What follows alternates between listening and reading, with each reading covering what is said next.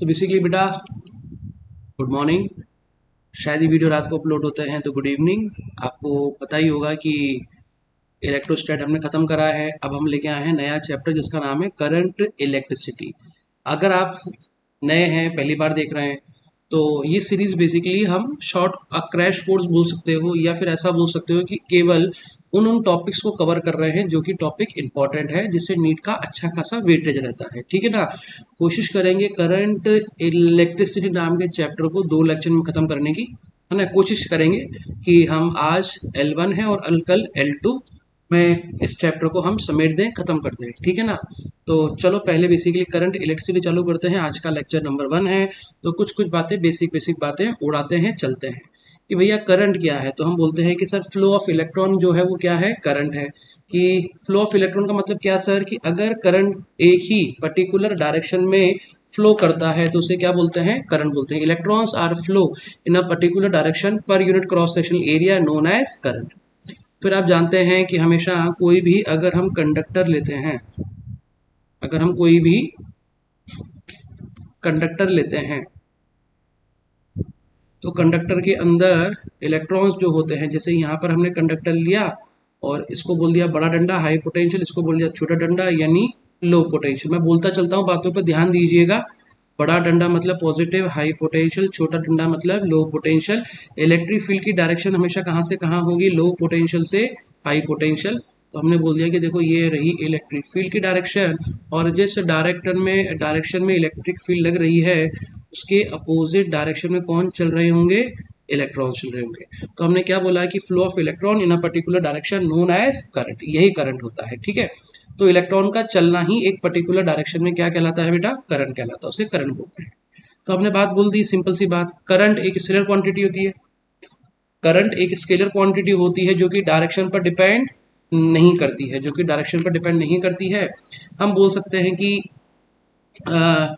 ये vector law को follow नहीं करती है। हम बोल सकते हैं ये जो है वो वेक्टर लॉ को फॉलो नहीं करती है। अब जैसे ये हमने यहाँ पर एक इस टाइप का एक टी पॉइंट बना दिया, तो वेक्टर लॉ फॉलो नहीं करती है। अगर ये I1 है और ये I2 है और ये I3 है तो उसको हम आगे चल के KCL वगैरह बोलेंगे। बट फिलहाल I3 की जो वैल्यू होगी, सॉरी I3 नहीं, दो करंट आ रहे हैं जंक्शन पे, तो I3 भी आ रहा है I1 भी आ रहा है, मिलके क्या बन जाएगा, I2 बन जाएगा। तो इस टाइप से ना basically it does not follow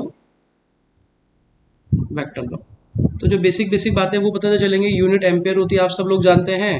और हमने जब करंट इलेक्ट्रिसिटी पढ़ना चालू किया था तो वहाँ पे एक फॉर्मूला लिखा था I बराबर, ये क्या हो जाएगा यहाँ से, Q/T। तो मैं इस चैप्टर में काम करूंगा, I को बड़ा I लिखेंगे। मॉडर्न के अंदर बड़ा I जो था वो इंटेंसिटी को डिनोट करता था, यहाँ पर Q/T लिखेंगे। Q क्या हो गया, नंबर ऑफ इलेक्ट्रॉन यानी Ne/T। यूनिट क्या आ गई बेटा, एम्पेयर आ गई। ठीक है ना। और अगर हम यहाँ बात करें तो Q इक्वल टू क्या लिख सकते हैं, integration of current dot dt। यानी अगर आपको चार्ज निकालना हो और करंट की वैल्यू वेरिएबल दे रखी हो तो आप उसको इंटीग्रेट करके इस टाइप से क्वेश्चन कर सकते हैं। ठीक है ना। बेसिक बेसिक सी बातें हैं। तो हमने क्या क्या सिखा दिया अभी तक आपको, कि इलेक्ट्रॉन के अपोजिट डायरेक्शन में कौन फ्लो करते हैं, करंट फ्लो चलता है। करंट और इलेक्ट्रिक फील्ड की डायरेक्शन सेम रहती है, केवल इलेक्ट्रॉन उसके अपोजिट डायरेक्शन में फ्लो करते हैं। तो जिस डायरेक्शन में इलेक्ट्रॉन फ्लो कर रहे होंगे उसके अपोजिट डायरेक्शन में क्या हो जाएगा, करंट निकल जाएगा। ठीक है ना। देखो शुरू से पहला बेसिक क्वेश्चन कराते हैं। अब बेसिक क्वेश्चन क्या है, तो मैं ग्राफ बना रहा हूँ बेटा। देखो जो जो इंटीग्रेशन का दिया है ना, इसी पे करा रहा हूँ। ये मैंने करंट बना दिया, ये मैंने टाइम बना दिया, और ये हमारा ओरिजिन हो गया जिसको बोल दिया हमने 0,0। एक मिनट, इसको येलो पेन से बनाना पड़ेगा क्योंकि आपके पास PDF भी आती है ना। तो मैं कोशिश करता हूँ कि हमेशा कलरफुल पेन का ही यूज़ करें, उससे आपको PDF में देखने में आसानी होती है। हाँ, तो हम कह रहे थे देखो यहाँ पर हमने ये बना दिया T, और इसका टाइम भी लिख दिया यहाँ पर 6 सेकेंड, और ये बना दिया यहाँ पे करंट, इसकी वैल्यू को क्या लिख दिया, 10 एम्पेयर लिख दिया। अब यहाँ पर हमने पूछ लिया कि भैया IT ग्राफ है तो चार्ज की वैल्यू बता दो। क्या बता दो, फाइंड चार्ज Q। अब देखो चार्ज क्या था, integration of I dt, integration of I dt। तो यहाँ पर करंट वेरिएबल नहीं है तो क्या लिख दोगे, इसका एरिया। तो क्या लिख दोगे, area under current time graph, area under current time graph. तो क्यू की वैल्यू क्या हो जाएगी, हाफ, बेस कितना है 6 और हाइट है 10, तो ये कट जाएगा इससे 3 बार, ये कितना आ जाएगा 30 कूलम। कूलम वगैरह से हम यू फेमिलियर है क्योंकि अभी हम इलेक्ट्रोस्टैट जस्ट पढ़ के ही आए हैं, ठीक है ना। क्वेश्चन नंबर 2 की बात करते हैं। अगर चार्ज की वैल्यू में आपको टाइम के टर्म में 3t² प्लस 4t प्लस 2, तो मैं पूछ लूँ फाइंड, बिल्कुल बेसिक बेसिक क्वेश्चन से स्टार्ट कर रहे हैं, ठीक है ना। करंट एट टाइम बताना पड़ेगा, एट टाइम बराबर 2 सेकेंड, एट टाइम बराबर कितना 2 सेकेंड। तो अब क्या लिखोगे, अभी आप देखो ऊपर फॉर्मूला क्या था, क्यू बराबर integration of I D T. तो यहाँ पर क्यू बराबर क्या था, integration of I D T. अब क्या पूछ लिया है, करंट, तो आई बराबर क्या हो जाएगा, D Q by D T. तो बस कुछ नहीं, इसका डिफ्रेंसिएशन कर दो। तो t का डिफ्रेंसिएशन कितना हो जाएगा, डायरेक्ट लिख रहे हैं 2t, और t का डिफ्रेंसिएशन हो जाएगा 1। यहाँ पर अगर t का डिफ्रेंसिएशन करें तो कितनी वैल्यू हो जाएगी 1, और कांस्टेंट का डिफ्रेंसिएशन 0, तो कितना आ गया 6t प्लस 4। अब कब पूछा है, एट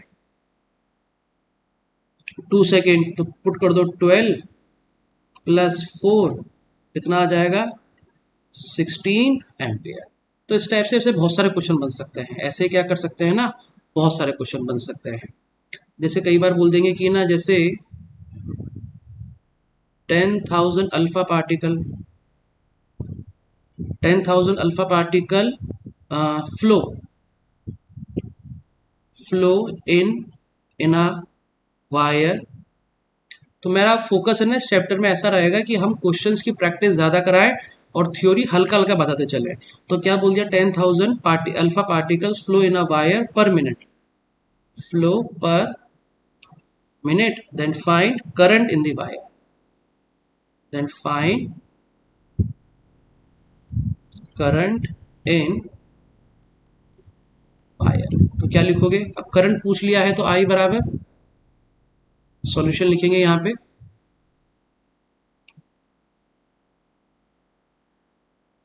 सॉल्यूशन क्या हो जाएगा, आई बराबर क्या होता है भाई, क्यू बाई टी, आई बराबर क्यू बाई टी, और क्यू को लिखते हैं N into E by T. अब कितने पार्टिकल हैं, इससे 10,000, 4 जीरो लगेंगे ना, 1 2 3, अल्फा पार्टिकल है, अल्फा में कितने इलेक्ट्रॉन होते हैं 2, तो 2 into 1.6 10 raise to power minus का 19 अपॉन टाइम कितना बोला है इन मिनट, तो नीचे कितना हो जाएगा 60, ठीक है ना। तो इस टाइप से हम क्वेश्चन कर सकते हैं, सॉल्व कर लीजिएगा, जो भी आंसर आएगा ये किसकी वैल्यू आ जाएगी, करंट आ जाएगा। तो ऐसे हम बहुत सारे क्वेश्चंस कर सकते हैं बेटा। यहाँ पर क्या था, अल्फा पार्टिकल था, अल्फा पार्टिकल का मतलब आप जानते ही हैं कि अल्फा मतलब वो हीलियम होता है, इसमें 2He4 होता है, 2 प्रोटॉन और 2 न्यूट्रॉन होते हैं।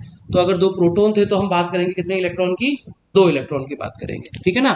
तो इस टाइप से हम क्वेश्चन को कर सकते हैं। तो ऐसे बहुत सारे क्वेश्चन बन सकते हैं, जैसे number of electron flowing in a minute, current की वैल्यू देंगे एम्पेयर वगैरह, ऐसा पूछ लेंगे, मतलब देर आर बहुत सारे क्वेश्चंस, ठीक है ना। अब कुछ बातें जो कि अपने को याद रखनी है, 2 पॉइंट्स टू बी रिमेंबर वाली बात है, पॉइंट टू रिमेंबर, ठीक है ना। अभी बातें अपने को याद रखनी है, जैसे करंट डेंसिटी वगैरह की बात करेंगे। तो सबसे पहला आ गया, किसी भी मटेरियल में इलेक्ट्रॉन डेंसिटी। अब कंडक्टर है तो हम जानते हैं कंडक्टर के अंदर ऑब्वियस ही बात है कि भैया नंबर ऑफ इलेक्ट्रॉन क्या होंगे, ज़्यादा होंगे। तो अगर कंडक्टर है तो नंबर ऑफ इलेक्ट्रॉन ज़्यादा है। तो मैं कॉपर की बात करूं तो कॉपर की जो डेंसिटी होती है एन, जो छोटा एन होता है, ये इलेक्ट्रॉन डेंसिटी को दिखाता है 10 रेज टू पावर 28 इलेक्ट्रॉन्स पर मीटर क्यूब की बात हो रही है। ये जो बात बोली है किसकी है, फॉर कॉपर। आप जानते हैं घरों में हम जनरली कॉपर वायर का ही यूज करते हैं, ठीक है ना। थर्मल स्पीड, इनकी वैल्यू याद रखना, फॉर्मूले वगैरह याद करने की जरूरत नहीं है। अभी थर्मल स्पीड क्या होती है बेटा, तो हम बोलते हैं कि अगर किसी कंडक्टर में पोटेंशियल नहीं लगाया जाए तो इलेक्ट्रॉन रैंडमनेस से फ्लो कर रहे होते हैं, उसे ही थर्मल वेलोसिटी बोलते हैं या थर्मल स्पीड बोलते हैं, जिसको वीटी बोलते हैं। इसकी वैल्यू बड़ी आसान होती है याद करना, 100 किलोमीटर पर सेकेंड। हाँ आपने सही सुना, 100 किलोमीटर पर सेकेंड। अब किलोमीटर है तो 3 जीरो और 2 ये तो कितना हो गया 10⁵ मीटर पर सेकेंड। तो सेकेंड वाला डाटा जो है थोड़ा सा मुश्किल है याद करना, फर्स्ट वाला डाटा आसान है, उसको याद करना 100 किलोमीटर पर सेकेंड। थर्मल स्पीड क्या होती है कि जब इलेक्ट्रॉन बिना किसी पोटेंशियल के रैंडम मूवमेंट करते हैं तो उसको बोलते हैं थर्मल स्पीड। और आपको पता होगा सबको कि थर्मल स्पीड क्या होती है, एवरेज थर्मल स्पीड क्या होती है, जीरो होती है। ठीक है ना, एवरेज थर्मल स्पीड क्या होती है, हमेशा जीरो होती है। तभी तो किसी भी रुके हुए कंडक्टर के अंदर करंट फ्लो नहीं करता है। फिर आ जाते हैं हम मीन फ्री पाथ पे। मीन फ्री पाथ जिसको डिनोट किया जाता है किससे, लैम्डा से, और ये वैल्यू कितनी आती है 10 एंगस्ट्रॉम। अब आप बोलोगे सर ये क्या है, मीन फ्री पाथ क्या है, तो हम थोड़ा जल्दी निकालेंगे। मीन फ्री पाथ का मतलब होता है कि जब एक इलेक्ट्रॉन दूसरे इलेक्ट्रॉन से टकराता है, आप सोचो कितना इलेक्ट्रॉन थे, 10 की पावर कितना हुआ था 28, तो ये नंबर बहुत ज्यादा था। तो इतने सारे इलेक्ट्रॉन अगर पर मीटर क्यूब में चलेंगे, भागेंगे, दौड़ेंगे, तो हो सकता है एक दूसरे से टकराएंगे। अब अगर ये टकराएंगे तो क्या होगा, दो कोलिजन के बीच में जो एवरेज टाइम आता है, एवरेज पाथ आता है, दो कोलिजन, जैसे अभी मैं मिटा दूंगा इस बात को, ये इलेक्ट्रॉन था यहां से इस इलेक्ट्रॉन से टकराया, फिर इलेक्ट्रॉन यहां चला गया, तो ये और ये जो पाथ निकला इसे बोलेंगे एवरेज पाथ। क्या बोला, एवरेज पाथ। तो ये एवरेज पाथ की वैल्यू मैंने लिखी है कितनी, 10 एंगस्ट्रॉम। तो ये क्या है, बेसिकली डिस्टेंस ट्रेवल, एवरेज है ये distance travel by two successive collision. अब इसके बाद आ जाएगा बेटा रिलैक्सेशन टाइम।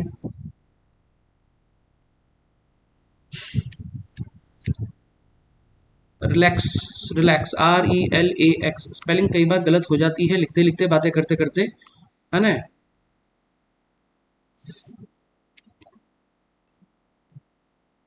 अभी रिलैक्सेशन टाइम क्या है, तो आप बोलोगे सर अभी जो आपने बताया था ना कि वो दो कोलिजन जो हो रहे थे, एवरेज टाइम, तो ये एवरेज टाइम है। रिलैक्सेशन टाइम मतलब दो, टू सक्सेसिव कोलिजन होते हैं, उनके बीच में टाइम लगता है उसे क्या बोलते हैं, रिलैक्सेशन टाइम। और इसकी वैल्यू आती है 10⁻14 सेकेंड। तो आप देखो ये बड़ा ही कम है, ये बड़ा ही क्या है बेटा, कम है। तो हमने क्या क्या सीख लिया, सबसे पहले electron density 10⁻28, thermal speed 100 kilometre पर सेकेंड, मीन फ्री पाथ कि दो कोलिजन के बीच में जो एवरेज टाइम आता है that is what, mean free path. फिर आ गया रिलैक्सेशन टाइम। अब आ जाते हैं क्या, ड्रिफ्ट वेलोसिटी, जिसको डिनोट किया जाता है किससे, वीडी से। अब वीडी की अगर मैं आपको डायरेक्ट बात करूं तो वीडी की वैल्यू आती है 10⁻⁻4 सेकेंड। लगभग 5 सेकेंड से 10 सेकेंड लूंगा। सुन, किसी भी बच्चे को ना आज की तारीख में किसी भी बच्चे को ड्रिफ्ट वेलोसिटी नहीं पता होती है। तो क्या होता है, क्या होता है बेसिकली कि जब कोई भी कंडक्टर लेते हैं तो उसमें इलेक्ट्रॉन हमेशा रैंडम डायरेक्शन करते हैं। जैसे ही हम इस कंडक्टर के अंदर,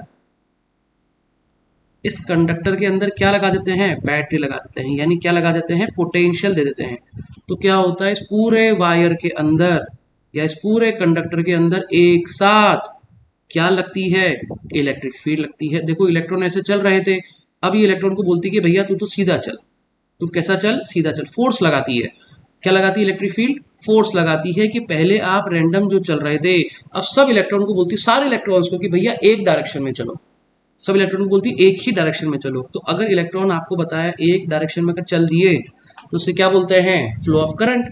अब यहाँ पर आता है कि सर वैल्यू तो बहुत छोटी आ रही है 10⁻⁻4, तो बेटा पूरे कंडक्टर में, इस कंडक्टर में यहाँ भी इलेक्ट्रॉन थे, यहाँ भी थे, हर जगह इलेक्ट्रॉन थे।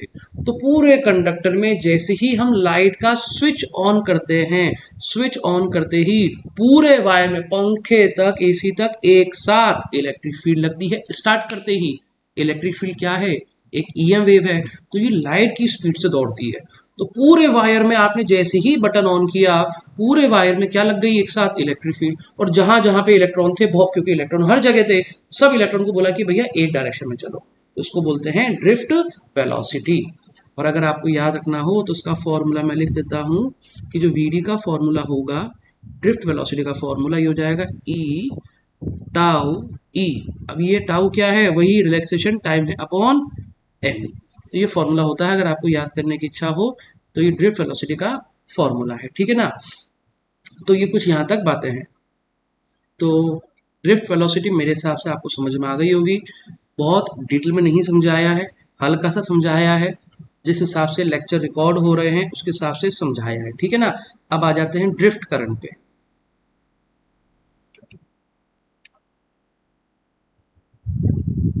ड्रिफ्ट करंट पे ये सब फॉर्मूला जानते हैं, आई बराबर N E A V D. अब यहाँ पर 99% जनता जो एन को लिखती है वो क्या लिखती थी, नंबर ऑफ इलेक्ट्रॉन। तो ये नंबर ऑफ इलेक्ट्रॉन नहीं है, ये है इलेक्ट्रॉन, ये है क्या, इलेक्ट्रॉन डेंसिटी। ये क्या है, इलेक्ट्रॉन डेंसिटी पर मीटर क्यूब, पर मीटर क्यूब। और ए क्या है, एरिया है। और वी डी क्या है, आप जानते ही हैं, ड्रिफ्ट वेलोसिटी है। तो यहाँ पर बच्चे गलती करते हैं कि वो एन को समझ लेते हैं नंबर ऑफ इलेक्ट्रॉन और लिखते ही हैं। आज तक 10th क्लास के बाद भी बहुत से लोगों को अभी आज पता चला होगा कि एन क्या है, यहाँ पर इलेक्ट्रॉन डेंसिटी है। और ये आपको पता ही है, इलेक्ट्रॉन का चार्ज है, इसकी वैल्यू 1.6 10⁻⁻19 कूलम है, ठीक है बेटा। तो इस टाइप से हम बोल सकते हैं ये हो गई हमारी ड्रिफ्ट वेलोसिटी। इसके बाद आ जाते हैं हम अगले करंट डेंसिटी। करंट थोड़ा जल्दी जल्दी पढ़ा रहे हैं, ठीक है ना, 2 लेक्चर में खत्म करेंगे, रिवाइज है केवल। करंट डेंसिटी को डिनोट किया जाता है जे से। जे की वैल्यू होती है करंट पर यूनिट एरिया, ठीक है ना, करंट पर यूनिट एरिया। और अगर हम बात करें तो ये वेक्टर क्वांटिटी होती है, शायद ये शायद कैसी होती है, वेक्टर क्वांटिटी होती है। इस टाइप से बोल देते हैं करंट डेंसिटी। करंट डेंसिटी क्या होती है कि भैया number of electrons flow per unit time. बस ये याद रखना, जो एरिया होता है वो हमेशा कैसे लेते हैं, परपेंडिकुलर लेते हैं। कई बार अगर वो कॉस थीटा वगैरह देते हैं तो आप क्या लिख दोगे, करंट की वैल्यू अगर कॉस थीटा वगैरह दे देते हैं तो कई बार I equal to J dot A cos theta, वो थीटा आपको पता है एरिया वेक्टर के बीच का एंगल बन जाता है। तो ये कम काम में आता है, मैक्सिमम तो जे बराबर यही काम में आता है, ठीक है ना। अब आ जाते हैं आगे, basically relation between current density and electric field. तो हम लिख रखे हैं रिलेशन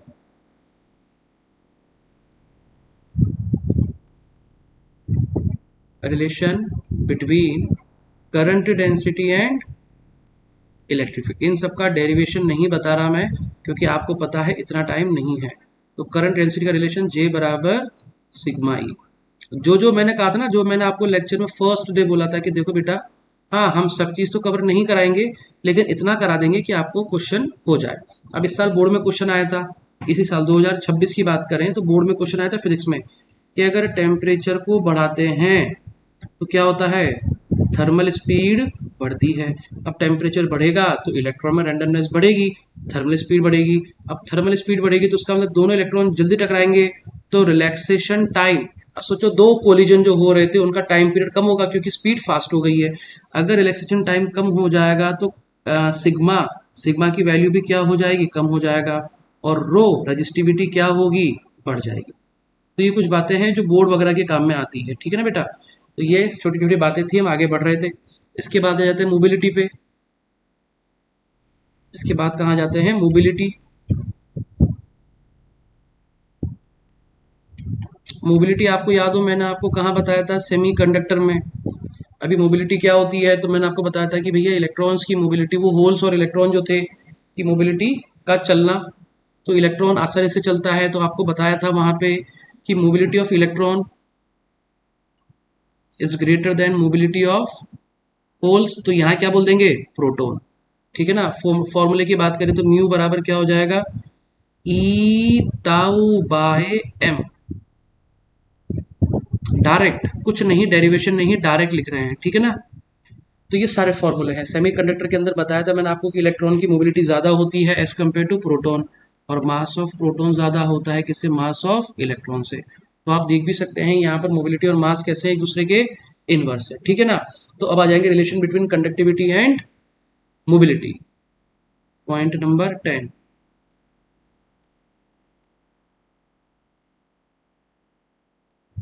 ठीक है, थोड़ा सा दूर कर लें लिख लिखने में।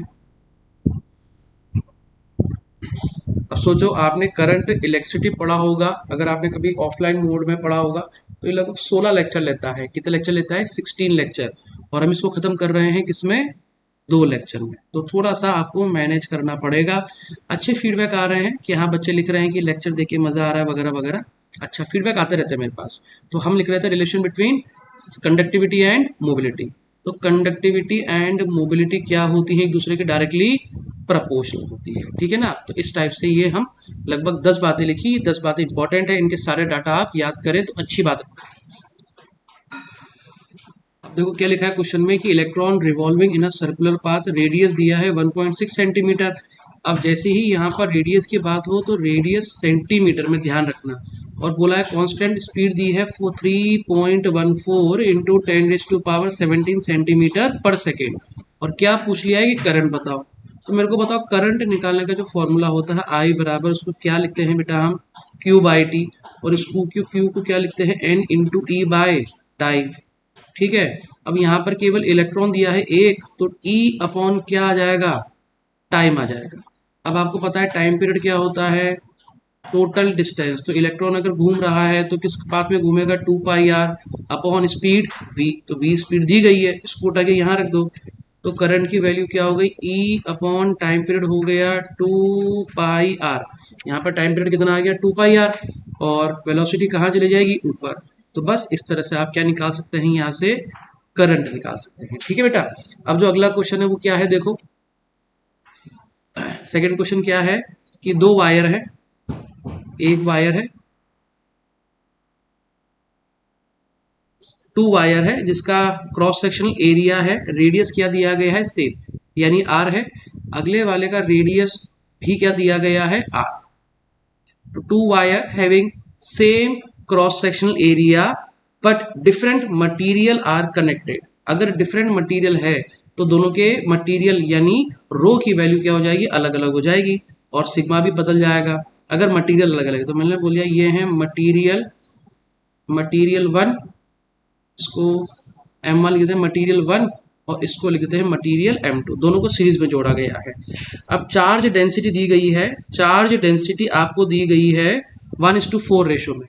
तो यानी चार्ज डेंसिटी N1 की वैल्यू 1 है और N2 की वैल्यू कितनी बोली गई है? 4 बोली गई है। और बोला है कि दोनों की ड्रिफ्ट वेलोसिटी का रेशो बताओ। तो क्या बोला गया है? VD1 अपॉन VD2 पूछा गया है। अब देखो, अगर there is no accumulation of charge तो हम बोलेंगे देखो जितने इलेक्ट्रॉन यहां से एंटर हुए हैं उतने ही इलेक्ट्रॉन यहां से एग्जिट होंगे। तो उसका मतलब there is no accumulation of charge, बीच में चार्ज को कोई खा नहीं रहा है। तो उसका मतलब दोनों वायर के अंदर करंट की वैल्यू क्या रहने वाली है? सेम। तो मैं लिख दूंगा करंट कैसा रहने वाला है? सेम रहने वाला है। और लॉजिक क्या बोलोगे? There is no accumulation of charge, इसलिए करंट की वैल्यू सीरीज में क्या रहती है बेटा? सेम रहती है। अब आई बराबर क्या था? N E A V D, और इसको भी क्या लिख दोगे? N E A V D. अब एरिया सेम है, नंबर ऑफ चार्ज डेंसिटी अलग अलग दी है, और वी डी वन और वी डी टू का रेशियो पूछा है। तो देखो एरिया से एरिया कट गया, वेलोसिटी से वेलोसिटी कट गया, सॉरी वी थोड़ी कटेगा, वी तो वेलोसिटी है, सॉरी। तो अब क्या हो गया? N one V D one equal to N two VD2। और अपने को पूछा गया है VD1 अपॉन VD2 का रेशो। तो ये हो गया VD1 अपॉन VD2। तो इसकी वैल्यू क्या हो गई? N2 upon N1। और N2 अपॉन N1 की वैल्यू कितनी है? 4:1। तो आंसर कितना हो गया इसका? 4:1। इस तरह से क्वेश्चन बनते हैं। जो छोटे छोटे क्वेश्चन होते हैं और भी करवा रहा हूं, देखो प्रैक्टिस के लिए सुने। देखो बेटा, ये अगला क्वेश्चन लिखा है करंट आई है, फ्लो इन अ वायर जिसका डायमीटर दिया गया है d और ड्रिफ्ट वेलोसिटी दी गई है v। बोला अगर same amount of current flow pass कर रहा है थ्रू वायर, लेकिन इस बार जो सेकेंड वायर उसका डायमीटर d/2 दिया गया है, तो पूछा है नई ड्रिफ्ट वेलोसिटी क्या होगी। ठीक है, तो देखो अब क्या बोला गया था? डायमीटर d था, ठीक है। तो अब हम लोग सेम करंट है, तो क्या लिख दोगे, करंट की वैल्यू कैसी है भैया बाबू, सेम है।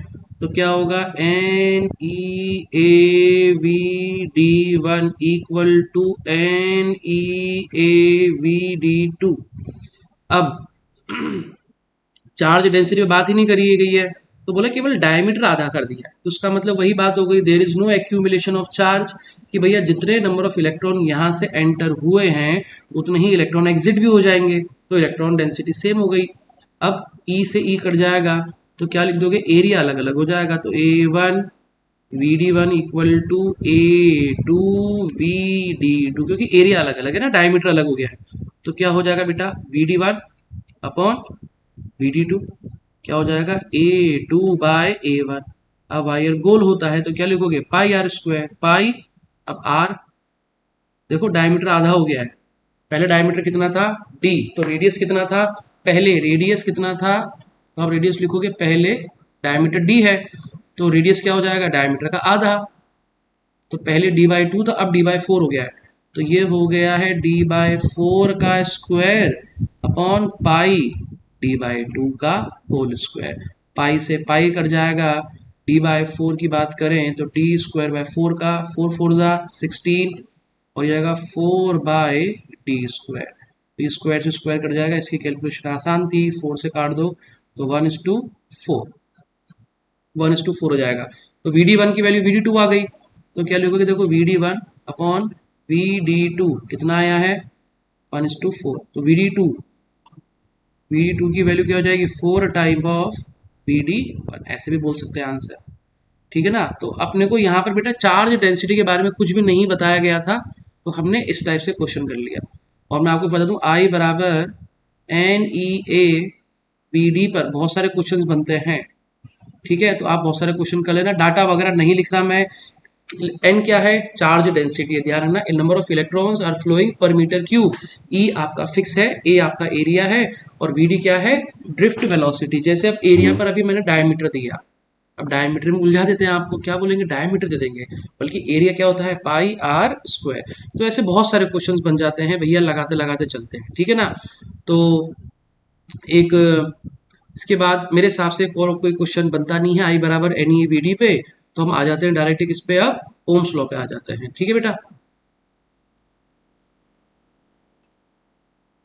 और आपको पता है ये आपने 8th क्लास में पढ़ा, फिर आप 10th में पढ़ते हो, तो मैं डायरेक्ट बातें करूंगा।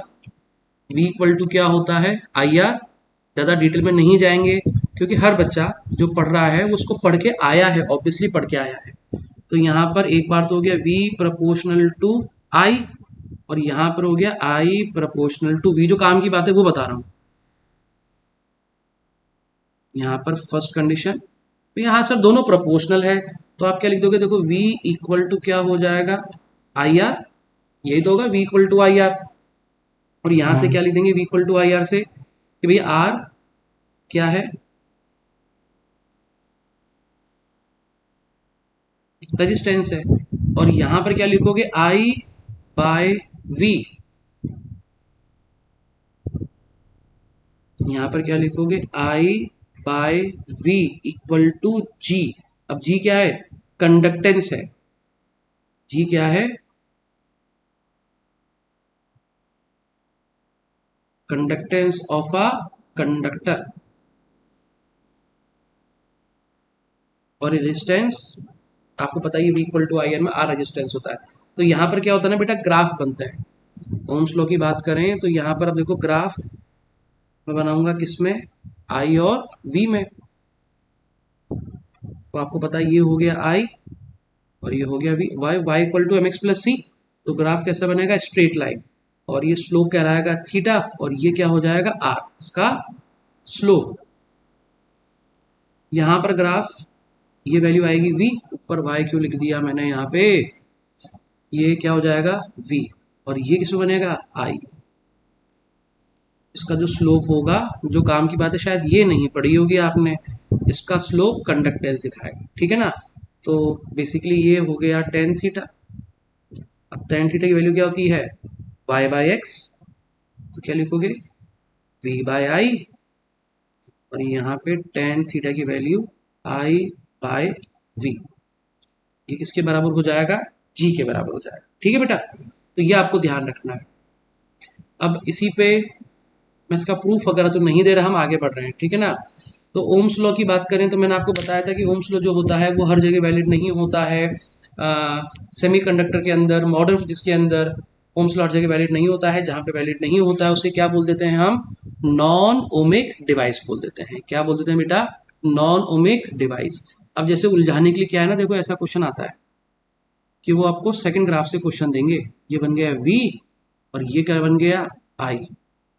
ये बोल दिया R2, इसका एंगल मान ले बोल दिया 30 डिग्री, और इसको बोल देंगे आपको R1, और इस पूरे का एंगल कितना बोलेंगे? 60 डिग्री बोल देंगे। अब बोलेंगे बताओ, देखो सेकंड ग्राफ है, टेन थीटा की वैल्यू क्या हो जाएगी? I/V, और ये क्या आएगा? G। तो हम लिखेंगे टेन थर्टी की वैल्यू क्या आएगी? 1/R आएगी। ये R2 आएगा, G की वैल्यू 1/R, और अगला आएगा टेन 60, ये क्या आएगा? 1/R1 आएगा। 1/R। तो बच्चे क्या करते हैं ना, जैसे देखते हैं अच्छा V और I का ग्राफ है तो इस टाइप से क्वेश्चन बोल देते हैं। ठीक है, तो इस टाइप से अब आपको टेन 30 और टेन 60 की वैल्यू ऑब्वियसली आती हुई √3 1/√3 की बात करें तो इस पर चर्चा नहीं कर रहे। ठीक है ना, इस टाइप से क्वेश्चन बनते हैं। आगे चलते हैं, 30 मिनट हो चुके हैं, थोड़ा सा जल्दी लेक्चर को खत्म करते हैं ताकि हम भी एक अच्छी जगह पहुंच पाए। लो बेटा, टाइम बचाने के लिए कुछ बातें लिखी है। देखो सबसे पहले बात करेंगे स्ट्रेचिंग ऑफ वायर की, यानी अगर वायर को स्ट्रेच कर दिया जाए, नीट में क्वेश्चन आता है, इससे आया भी है। स्ट्रेचिंग ऑफ वायर किया है तो मैंने कुछ नहीं लिखा है, आप समझ गए कि अगर मैं वायर को स्ट्रेच करूंगा तो वॉल्यूम हमेशा क्या रहेगा? कांस्टेंट। पहले वायर था, वायर को खींच दिया, वायर क्या हो गया? बड़ा हो गया, तो उसको क्या बोलते हैं? Stretching of wire. अब कैसे होता है देखो, सबसे पहले अगर बात करें तो आर जो है that is directly proportional to L square, यानी जितना आप लेंथ को बढ़ाते जाओगे रेजिस्टेंस की वैल्यू उतनी ही बढ़ती जाएगी। लेंथ बढ़ रही है, एरिया कम हो रहा है, क्योंकि आर की वैल्यू क्या होती है अगर आपको पता हो तो? R equal to rho L by A लिखते हो ना आप, ये तो जानते ही हो ना भैया, मैंने लिखा नहीं इतना डिटेल में, ये सब जानते हैं। R equal to rho L by A होता है, लेंथ बढ़ेगी तो आर बढ़ेगा, किस फैक्टर से बढ़ेगा? एल स्क्वायर फैक्टर से बढ़ेगा, और एरिया जो होगा वो 1/a² हो जाएगा। एरिया पाई आर स्क्वायर, तो रेडियस की वैल्यू हो जाएगी कितनी? पाई आर स्क्वायर में आर रेज टू पावर कितना लगा देंगे? 4।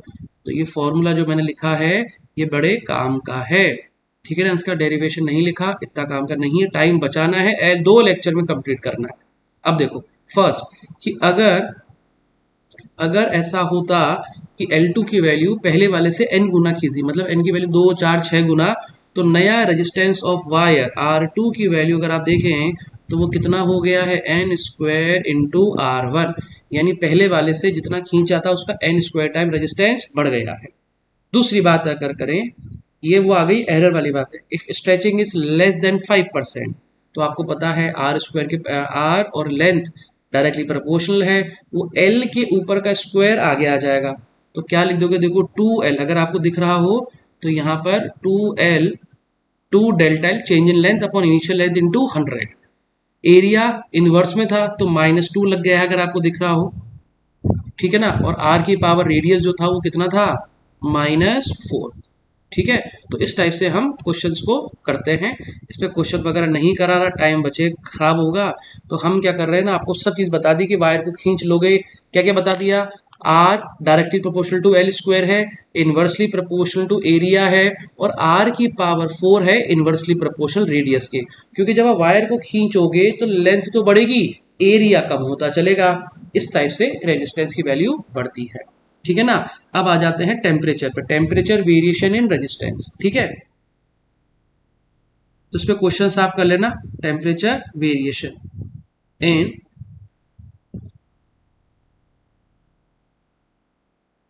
रेजिस्टेंस। सब लोग जानते हैं वो फॉर्मूला होता है, कौन सा फॉर्मूला? कि sir R equal to R not 1 plus alpha delta T. अब यहाँ पर क्या होता है ना, बहुत से बच्चे गलती करते हैं, आर नॉट जो होता है ये resistance resistance at 0 degree centigrade है। आर क्या है?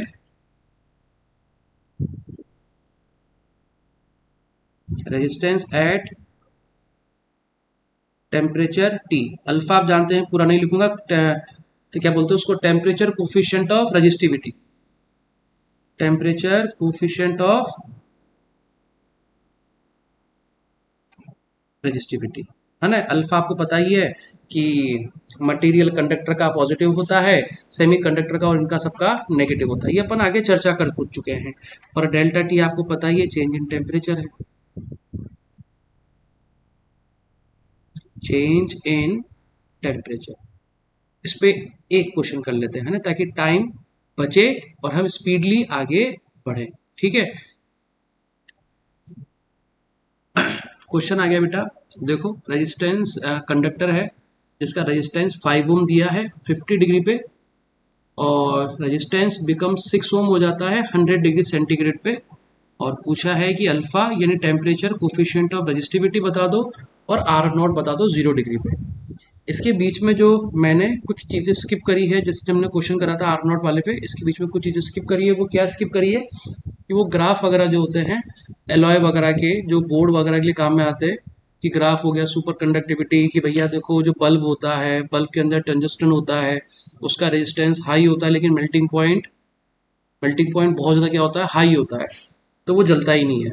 तो ये चीज़ें मैंने स्किप करी है, ठीक है। अब इस क्वेश्चन को कैसे करेंगे, देखो यहाँ पर क्या करेंगे ना, हम लिख देंगे इक्वेशन आर इक्वल टू क्या लिख देंगे, R not 1 plus alpha delta T, क्या लिख देंगे, R equal to R not 1 plus alpha delta T. और यहाँ पे अब दो इक्वेशन लिख देंगे, एक बार लिख देंगे 5 और इसको लिख देंगे आर नॉट, यहाँ लिख देंगे 1 प्लस अल्फा। अब कितना टेम्परेचर डिफरेंस था पहले 5 ओम में, 50 डिग्री का, और ये वाला जो नंबर है बेटा इसको अपन डिवाइड की जगह पहले लिखते हैं, ये हो जाएगा 6 इक्वल टू क्या लिख दोगे आप, आर नॉट 1 प्लस अल्फा, और 6 वाले का टेम्परेचर कितना था भैया, 100 डिग्री। ये लो, अब क्या करेंगे, दोनों इक्वेशन को क्या कर देंगे, डिवाइड। तो जैसे डिवाइड करेंगे, इसको मैं उल्टा लिख रहा हूँ, 6/5 इक्वल टू 1 प्लस 50 अल्फा, इसको ऐसे लिखते हैं 1 प्लस 50 अल्फा अपॉन 6 का तो 100 था ना, अरे यार उल्टा हो गया ना, सॉरी यार बेटा। उल्टा करने के बाद ये 6 का तो अल्फा 100 है, तो क्या लिखेंगे यहाँ पर 100 अल्फा, और नीचे आ जाएगा 1 प्लस 50 अल्फा। अब देखो यहाँ से जो इक्वेशन के लिए अल्फा की है मल्टीप्लाई करा दो, तो 6 प्लस 6×5 = 30, 300 अल्फा, इसको ले चलो तो इधर कितना आ जाएगा, 5 प्लस 500 अल्फा, और 6 माइनस 1 1, और ये हो जाएगा 200 अल्फा। तो अल्फा की वैल्यू आ गई 1/200, ठीक है ना। और आपको पता है इसकी वो क्या बोल सकते हैं, यूनिट वगैरह पर डिग्री सेंटीग्रेड वगैरह ऐसे कुछ आती है। और क्या पूछा है, आर नॉट, तो इस अल्फा को किसी भी एक में उठा के रख दो, एक में उठा के रख दो, मतलब या तो इक्वेशन नंबर 1 में रख दो या फिर इक्वेशन नंबर 2 में रख दो। अब कैसे रखोगे, तो देखो जैसे 5 वाले में पुट करते हैं, तो 5 बराबर आर नॉट 1 प्लस अल्फा हो गया 1/200, और 5 का नंबर कितना था 50, ए अल्फा डेल्टा टी। तो ये कट जाएगा कितनी बार, 4 बार, 1 प्लस 4 5/4, तो ये हो गया आर 5/4। क्या लिखोगे इधर, 5 आर नॉट बाय 4, तो कट जाएगा, तो आर नॉट की वैल्यू मेरे हिसाब से 4 ओम आ रही है। इसका मतलब ये 0 डिग्री सेंटीग्रेड पे था, 0 पे था, 50 से 5 हो गया, और 60 पे कितना हो गया, 6 हो गया, ठीक है ना। तो इस टाइप से क्वेश्चन बनते हैं। इस पे आप क्वेश्चन और भी कर सकते हो, डिपेंड करता है कि क्या क्या दिए हो, टेम्परेचर केल्विन वगैरह जो भी हो, इस टाइप पर क्वेश्चन कर लेना। ध्यान रखना इस क्वेश्चन में कंफ्यूजन कहाँ पे आता है, इस क्वेश्चन में कंफ्यूजन केवल एक ही जगह आता है, और वो जगह है कि सर आर नॉट क्या ले। तो आप ध्यान रखना, कोई भी टीचर पूरी दुनिया में कुछ भी बोले, आर नॉट को हमेशा क्या लेना है, 0 डिग्री सेंटीग्रेड वाला रेजिस्टेंस लेना है। केल्विन नहीं बोला है, 0 डिग्री, ठीक है। तो इस बात को ध्यान रखना है। अब अपन आते हैं, थोड़ा जल्दी जल्दी कोर्स को आगे बढ़ाते हैं। एक क्वेश्चन और करवाऊं, एक और कर लेते हैं चलो, ताकि थोड़ा सा इसके बाद सीरीज पैरेलल पे आ जाएंगे, ठीक है। एक क्वेश्चन और करते हैं, लिखता हूँ मैं, तेरा टाइम बच जाएगा, 40 मिनट हो चुके हैं, 20 मिनट बाकी है। चलो अच्छा लेक्चर खींच रहा है आज का, बढ़िया है। जैसे मैंने बोला था एक क्वेश्चन और कर लेते हैं, अच्छा क्वेश्चन लेके आया हूँ थोड़ा सा, देखो थोड़ा सा मुश्किल भी है, बढ़िया भी है, मज़ा भी आएगा करके। देखो क्या है, क्वेश्चन को पढ़ते हैं। लिखा है कि पोटेंशियल डिफरेंस पहले 200 वोल्ट अप्लाई किया है, अक्रॉस रेजिस्टेंस जो 15 डिग्री टेम्परेचर पे है और 10 एम्पेयर का करंट फ्लो हो रहा है। तो हम लिखेंगे अच्छा ठीक है, करंट रेजिस्टेंस नहीं दिया तो आर की वैल्यू क्या होती है, आर इक्वल टू होता है वी बाई आई। पोटेंशियल कितना दिया है 200 और करंट कितना दिया है 10। तो यहाँ से R1 की वैल्यू निकल गई है 20 ओम। कितने डिग्री पे आया है ये, 15 डिग्री पे। फिर बोला है कि भैया what will be the temperature of resistance when current falls to 5 ampere. तो अगर R2 की वैल्यू निकालें तो क्या लिखोगे, अगेन 200 बाय, अब कितना लिख दोगे 5, तो 5 4 जा 20, तो 40 ओम पूछा है। और यहाँ पर क्या पूछ रहे हैं, टेम्परेचर पूछ रहा है। तो इसका मतलब हमें R1 और R2 मिल गया। तो R2 इक्वल टू क्या लिखेंगे, R naught 1 plus alpha, 1 plus alpha, और अल्फा की वैल्यू क्या लिखेंगे, alpha alpha alpha delta delta T, alpha delta T. तो अपने तो ये पता ही नहीं है, तो अपन 1 प्लस आर, हट जाओ, हाँ मिट गया, अल्फा डेल्टा टी। और R2 की वैल्यू गिवन है तो R2 की वैल्यू पुट ही कर देते हैं। R2 की वैल्यू कितनी आ गई है 40, और ये कितना है 15, 20, 20 equal to R not 1 plus 15 alpha, दोनों को क्या कर देंगे डिवाइड, कितना आ जाएगा, ये कर जाएगा से 2 टाइम्स, तो 2 बराबर 1 प्लस अल्फा डेल्टा टी, और नीचे क्या आ गया 1 प्लस 15 अल्फा, मल्टीप्लाई करेंगे तो 2 plus 30 alpha equal to 1 plus alpha delta T. 1 को उठा के ले जाओ, 2 माइनस 1 1 हो जाएगा, 30 अल्फा है, ठीक है ना। तो 2 इधर है कितना 1, अब क्या करेंगे देखो 2 माइनस 1, और इधर बच जाएगा 1, इधर हो जाएगा अल्फा टी माइनस 30 अल्फा, तो क्या कॉमन आ गया अल्फा, तो क्या आ गया टी माइनस 30 इक्वल टू 1, तो 1 बाय अल्फा टी माइनस 30, और 1 बाय अल्फा की वैल्यू में अल्फा की वैल्यू 1 बाय 200 दी गई है, तो ये कितना हो जाएगा 200 प्लस 30। तो ये लो भैया टेम्परेचर आ गया डेल्टा टी कितना 230 डिग्री। ये इस टाइप से क्वेश्चन होगा, टेम्परेचर ही पूछा था शायद आपने, हाँ टेम्परेचर ही पूछा, तो इस टाइप से क्वेश्चन बना, ठीक है। अब इसके बाद आ जाते हैं हम कहाँ पे, लगभग 42 मिनट्स हो गए हैं। सीरीज कॉम्बिनेशन थोड़ा सा फास्ट उड़ाएंगे, क्वेश्चंस की प्रैक्टिस, मजा आएगा क्वेश्चंस करने में। आपको पता है सिंपल कि सीरीज का मतलब क्या होता है, जब भैया दो वायर एक दूसरे से साथ साथ कनेक्टेड हो। तो हमने बोल दिया कि देखो बात करें यहाँ पे,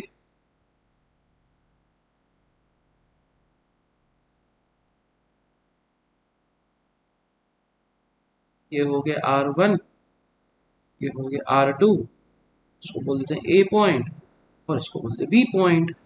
10th क्लास की क्या 8th क्लास से आ जाता है आर इक्विवेलेंट लिखने का तरीका।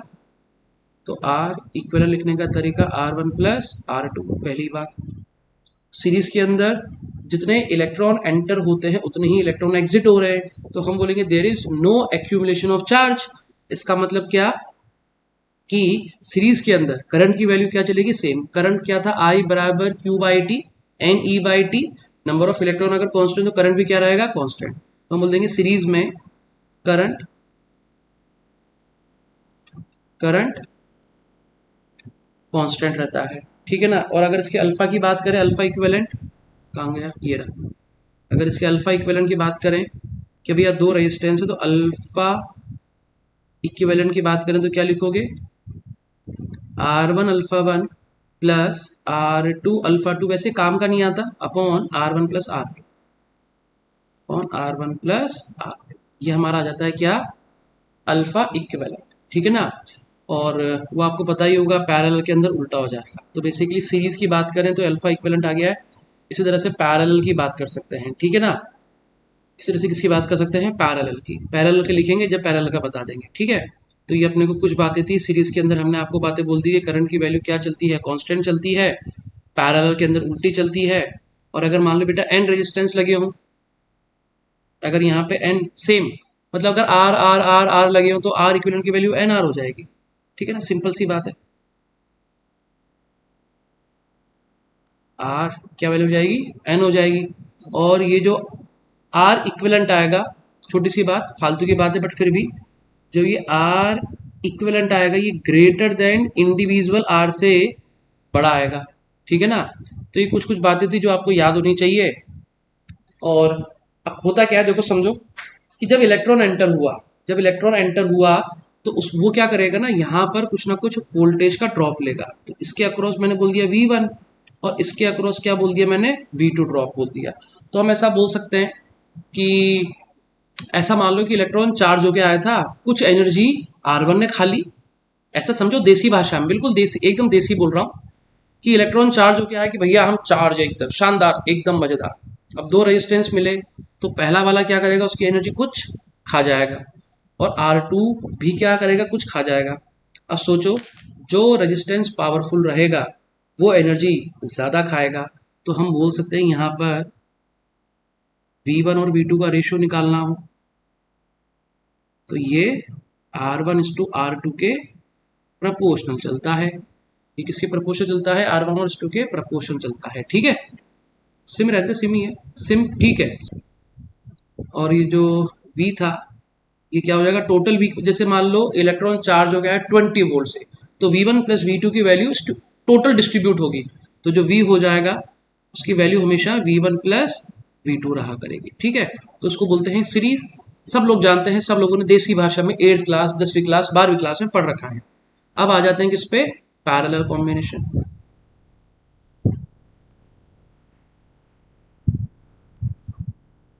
अब पैरेलल कॉम्बिनेशन को पहचानना ही एक कला है।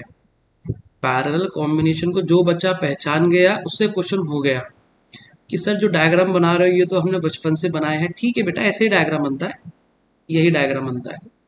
अब देखो यहाँ से करंट आया, अब सोचो करंट आया, अब करंट, कुछ करंट ऊपर जाएगा कुछ करंट नीचे जाएगा। ऐसा सोचो नंबर ऑफ इलेक्ट्रॉन आए 100, जितने इलेक्ट्रॉन 100 इलेक्ट्रॉन यहाँ से स्प्लिट हुए, अगली जगह जाके वो 100 इलेक्ट्रॉन मिलने चाहिए। तो पैरेलल पहचानने का तरीका ये है, देखो जहां से एंटर हो रहे हैं वहीं पे एग्जिट हो, दोनों चोंच को दबाओ, अगर दोनों चोंच दब गई है तो पैरेलल है।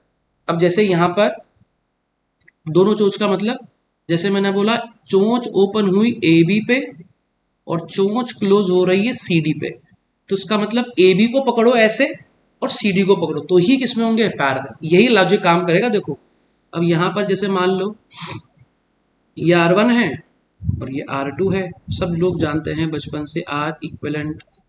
क्या समझाऊं आपको,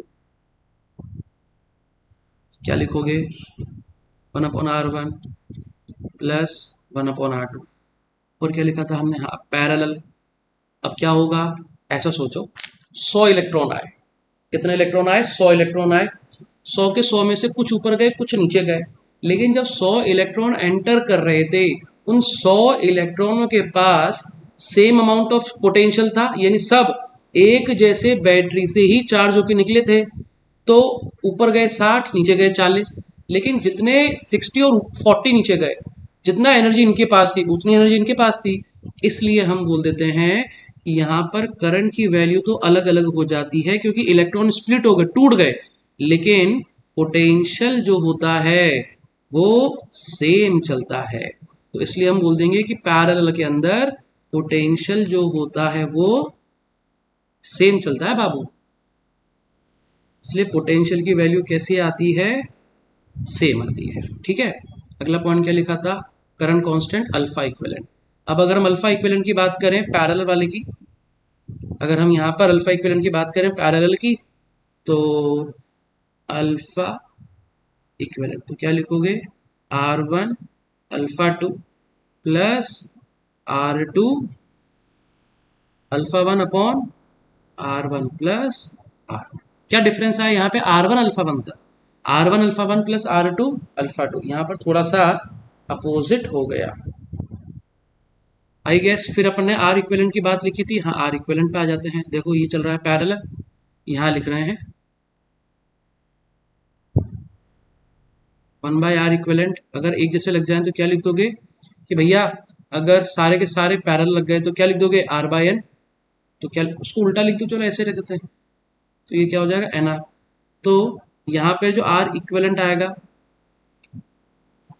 इसको ढंग से लिखते रुको। यहाँ पे जो इक्विवेलेंट आएगा वो क्या हो जाएगा, R बाय N हो जाएगा। जैसे मान लो 8 8 8 8 8 बार लग गए तो 8/8, टोटल वैल्यू कितनी 1, 4 2 लग रहे हैं तो 4/2, सेम रेजिस्टेंस लिखना चाहिए। अब देखो दोनों एग्जाम्पल में अगर आपने मेरा वर्ड सुना हो तो हमने बोला 8 लग रहे थे तो आर इक्विवेलेंट की वैल्यू 1 आ गई थी, 4 4 के 2 लग रहे हैं तो वैल्यू कितनी आएगी 2 आ जाएगी। तो जो आर इक्विवेलेंट आने वाला है वो हमेशा इंडिविजुअल आर से हमेशा छोटा आएगा, और जब सीरीज था तो क्या था, हमेशा बड़ा था। तो वहां पर ग्रेटर, बड़े से बड़ा, यहां पर छोटे से छोटा। अब यहां पर देखो क्या हुआ था, वोल्टेज का डिस्ट्रीब्यूशन हुआ था, V1/V2 V1:V2 equal to R1:R2। यहां पर क्या होगा बेटा, यहां पर किसका डिस्ट्रीब्यूशन होगा बोलो, पैरेलल कॉम्बिनेशन में कि सर करंट का डिस्ट्रीब्यूशन होगा। किसका डिस्ट्रीब्यूशन होगा, करंट का डिस्ट्रीब्यूशन होगा। तो करंट का डिस्ट्रीब्यूशन किस फैक्टर से होगा, अब तो हम लिख देंगे देखो I1:I2। अब यहाँ पे सोचो 100 लोग आए तो 100 के 100 लोग कहाँ से जाना पसंद करेंगे, जहां पे रोड या ऑब्स्टिकल्स कम हो। तो जिस आर की वैल्यू छोटी होगी, जिस आर की वैल्यू छोटी होगी वहां से जाना पसंद करेंगे। तो 1/R1 इज टू 1/R2। आगे समझाएंगे क्या हो रहा है क्या नहीं हो रहा, ये तो केवल समझाने के लिए मैंने लिखने के लिए लिखा है कि वोल्टेज का डिस्ट्रीब्यूशन और करंट का डिस्ट्रीब्यूशन कैसे होता है। ठीक है, अब इस पे क्वेश्चंस करना चालू करते हैं। कुछ क्वेश्चन अपने पास लगभग आज 51 मिनट 52 मिनट हो चुके हैं, 8 मिनट बचे हैं। तो मैं कोशिश करता हूँ इसमें जितने क्वेश्चन मैं लिख पाऊँ वो लिख दें। अब ये भी आपको पता होगा कि हमें 2 लेक्चर में खत्म करना है चैप्टर, तो एक लेक्चर तो आज हो ही गया, हम सीरीज पैरेलल तक लगभग आ ही गए हैं। ज़्यादा लेक्चर की बात करें तो हमने लगभग ऑलमोस्ट 40-50% चैप्टर कंप्लीट करा है। ठीक है, तो कुछ क्वेश्चन लिखते हैं, उसके बाद स्टार्ट करते हैं। तो बेटा ये जो क्वेश्चन है 2-3, मैंने भी 3 क्वेश्चन लिखे हैं। ये तीनों क्वेश्चन हम बेसिकली आर इक्विवेलेंट की बात कर रहे हैं शुरुआत में। 3 क्वेश्चन के बाद हम सीरीज उस पर आ जाएंगे, करंट और वोल्टेज के डिस्ट्रीब्यूशन पर। देखो अब ये पहला क्वेश्चन, इसको कैसे करेंगे। अगर आप देखो यहाँ से वही बात होगी, देखो ये 2 पॉइंट जो मैंने आपको बोले थे इस टाइप के, ये एंटर हो रहे हैं और इन दोनों पॉइंट को पकड़ लो। तो अगर हम इन दोनों को ऐसा पकड़ना सीख गए, अब जैसे ये 2 पॉइंट इस तरह से हो गए तो हम बोल देंगे देखो ये दोनों किसमें हो गए, पैरेलल के अंदर। पैरेलल पहचानना ही कला है। तो हम क्या बोल देंगे, देखो सेम रेजिस्टेंस है तो वैल्यू कितनी हो जाएगी, आधी 4। अब ये 2 और ये 4 किसमें हो गए, सीरीज में, तो ये कितना हो गया 6। अब ये 4 की बात करें तो देखो एक सर्कल घूम रहा है तो ये 4 भी किसमें हो गया, इसके साथ सीरीज में। तो टोटल वैल्यू कितनी आ गई, 10 ओम। आसान क्वेश्चन कर रहे हैं। अब देखो ए बी, अब यहां से कैसे पकड़ेंगे, देखो कि देखो ये वाला पॉइंट था P और ये वाला पॉइंट था Q। तो P से जो इलेक्ट्रॉन गया वो डायरेक्ट Q में आया, तो इसका मतलब ये 4 और ये 2 किसमें हो गए, सीरीज में हो गए। और ए 12 के कैसे हो गई, ये पैरेलल में। ये हो गया 12 और ये हो गया ए बी। अब देखो इसी डायग्राम को ऐसा बना दिया। अब ए बी क्या है, जैसे जब यहां से मान लेते हैं ए से एंटर हो रहे हैं तो देखो कितनी स्प्लिट हो गए, 2। तो एक तो पी वाला पॉइंट और एक क्यू वाला पॉइंट, दोनों को पकड़ लो तो आप बोलोगे देखो पैरेलल के अंदर हो गए। तो अब इनको कैसे जोड़ेंगे, तो ये कितना हो गया 6 और ये हो गया 12। तो क्या लिखोगे 1/12 प्लस 1/6, एलसीएम कितना आएगा 12, 1 + 2 तो कितना हो गया 12/3। तो वैल्यू कितनी हो गई 4।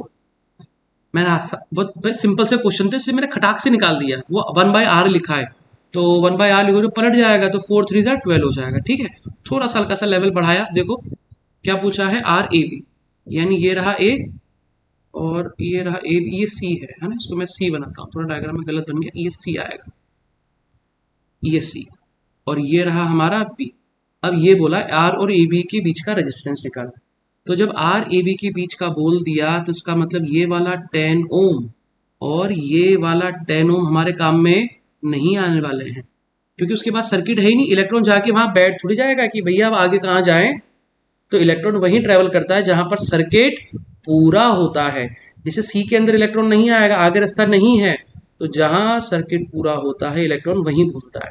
तो देखो अब ये दोनों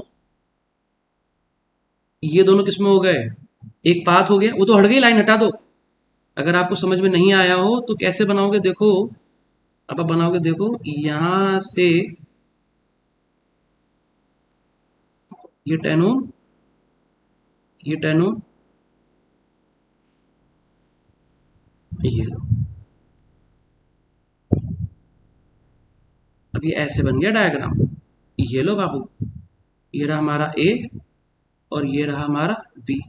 अब बताओ ये दोनों किसमें हो गए, सीरीज में, ये हो गया 20, और नीचे वाले ये दोनों किसमें हो गए, सीरीज में, ये कितना हो गया 20। अब देखो यहां से स्प्लिट हुए वो, और यहाँ पे एग्जिट हो रहे हैं, देखो ये बी, इसको क्या नाम, इसको y, इसको लिख देते हैं y, और इसको लिख दिया x।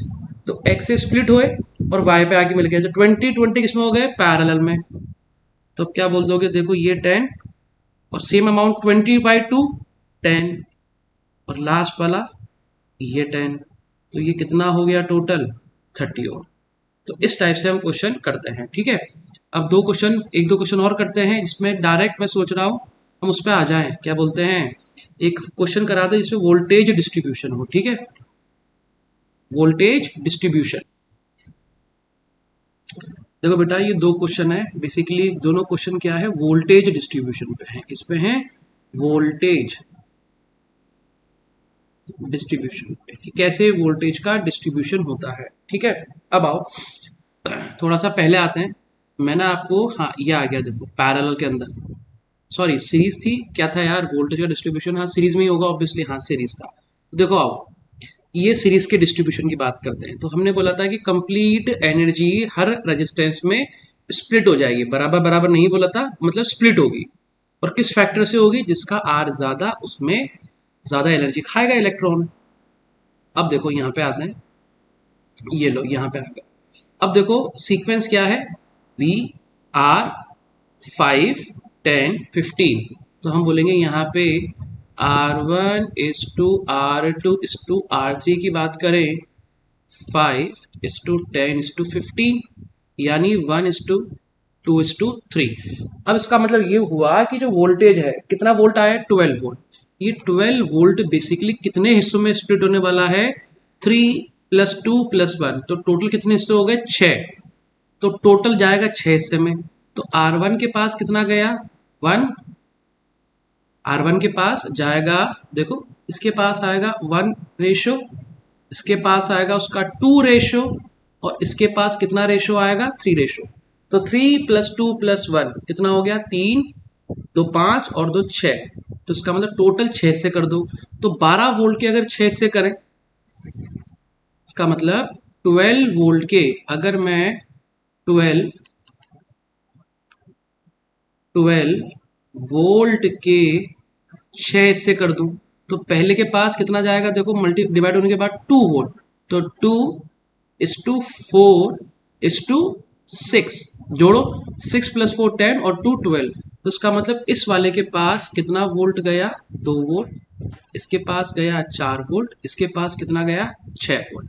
अब देखो जिस रेजिस्टेंस की वैल्यू ज्यादा है वो ज्यादा पोटेंशियल भी खा रहा है। ये अगला क्वेश्चन आया है, देखो यहाँ पर जो वोल्टेज लिखा है V, और यहाँ पे R 3/2R और 3R।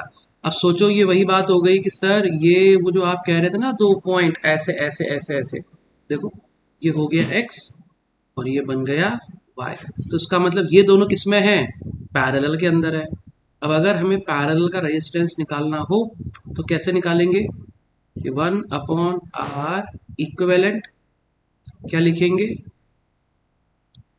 3/2, और 2 कहाँ जाएगा, ऊपर, तो मैं 2 यहीं लिख देता हूँ, है ना, 3/2R प्लस नीचे कितना आएगा, 1/3R। अब अगर मैं इनका एलसीएम लूँ तो एलसीएम कितना आएगा, 3R आएगा, और यहाँ पे जाएगा 2 + 1, तो कितना हो गया, 3/3R। तो उसका मतलब सब कट पिट गए, तो उसका मतलब R इक्विवेलेंट की वैल्यू कितनी आ गई है, आर आ गई है। तो इसका मतलब ये भी आर है और इसके अक्रॉस की रेजिस्टेंस की वैल्यू भी कितनी आ रही है, आर आ रही है। अब वोल्टेज है वी और इक्वल रेजिस्टेंस है, तो बताओ आधा आधा स्प्लिट हो जाएगा, तो इधर चला गया बाबू V/2 और इसके अक्रॉस भी V/2 जाएगा और इसके अक्रॉस भी V/2 जाएगा। बात समझ में आ गई? तो हमने बोल दिया कि देखो पहले कैलकुलेशन करी तो पता चला दोनों रेजिस्टेंस की वैल्यू क्या आ गई, सेम आ गई। और दोनों रेजिस्टेंस की वैल्यू अगर सेम आ गई मतलब आर और आर, तो वोल्टेज स्प्लिट बराबर होगा। अगर मान लो ऐसा होता कि ये पहले वाला रेजिस्टेंस आ जाता आर और ये टोटल वैल्यू आ जाती कितनी, 3R, तो हम बोलते टोटल इसमें कितने होते, देखो 1:3, तो टोटल इससे कितने होते V के, ये वोल्टेज लगा दिया मैंने, लो भाई ये वोल्टेज लगा दिया, तो आप बोलते वोल्टेज कितने हिस्से होते हैं, 4, तो टोटल 3+1 कितना हो गया, 4। तो पहले वाले के पास कितना आता, V/4, और इसके पास कितना आता, 3V/4। अब पैरेलल होता 3R, मान लो 3R के अपन ऐसा कर दिए, 2 से कर दिए, तो ऊपर वाले के पास भी 3V/R जाता और नीचे वाले के पास भी 3V/4R जाता, 4R आएगा ना, हाँ। मतलब पहले वाले के पास 1/4 गया, बाकी वाले के पास 3/4 आया। अब 3/4 अगर आया तो मान लो 4 रेजिस्टेंस लगे हैं, तो आपको बताया था जब पैरेलल लगे होते हैं तो सबके पास पोटेंशियल की वैल्यू कैसी आती है, सेम आती है। ठीक है ना? लगभग 1 घंटा हो गया है, तो हम एक काम करते हैं, वोल्टेज डिस्ट्रीब्यूशन हो गया, सीरीज पैरेलल हो गया। मैंने कोशिश करी है कि 1 घंटे में लगभग 45% चैप्टर मैंने कोशिश करी कंप्लीट हो जाए। ठीक है ना? तो अगली क्लास के अंदर करंट का डिस्ट्रीब्यूशन सीखेंगे, नेक्स्ट क्लास में करंट का डिस्ट्रीब्यूशन सीखेंगे और उसके आगे चैप्टर को कोशिश करेंगे कि चैप्टर खत्म हो जाए। ठीक है ना? तो कोई भी डाउट हो आप कमेंट लिख दिया करो। आपने देखा, आपने मतलब देख ही रखा होगा, मैं ऑलमोस्ट रिप्लाई कर देता हूँ। कभी कभार ऐसा होता है कि वीडियोस रेगुलर नहीं आ पाते हैं, तो कई बार काम चलते हैं इसलिए वीडियो रेगुलर नहीं आते हैं। ठीक है बेटा, कई बार बिजी हो जाते हैं, क्लासेस होती है, तो कई बार वीडियो लेक्चर आना बंद हो जाते हैं। ठीक है? तो जो भी डाउट हो पूछ लिया करो आप मेरे से। ठीक है? चलो ठीक है, बाय बाय।